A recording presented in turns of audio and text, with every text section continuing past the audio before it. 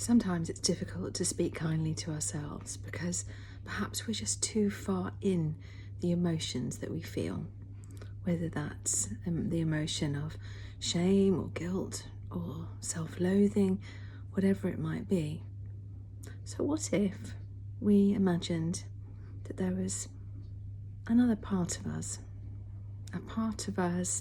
and we're all made up of lots of different parts. For example, we have our shy part, our scared part, our ashamed part, our joyful part, our happy part, our funny part. So what if we had a nurturing part?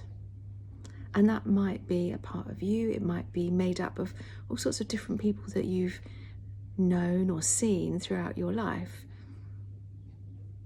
What if that part was the part that spoke kindly to you? What would they say? If there was a way you could imagine that kind, nurturing part of yourself that does exist, because we all have that kind, nurturing part. Think of the way we behave when we see little babies or puppies or kittens. What if that kind, nurturing, compassionate part of you started to come forward and be kind and compassionate and nurturing to you? What would they say? And it might be easier initially to write down the things that they'd say to someone else. So if that kind, compassionate part of you was to see someone, a child, for example, who was struggling,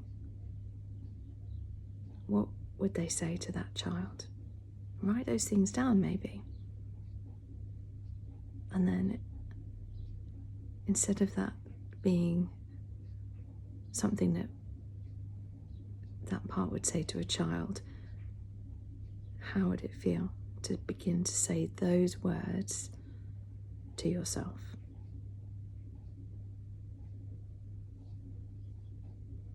Give it a go and let me know how it goes. I'm just thinking, I'm just trying to think of the ways to help you begin to be kind to yourself, begin to speak kindly to yourself. Because just because something is a challenge does not mean that it's impossible. We start with a small step. Take care.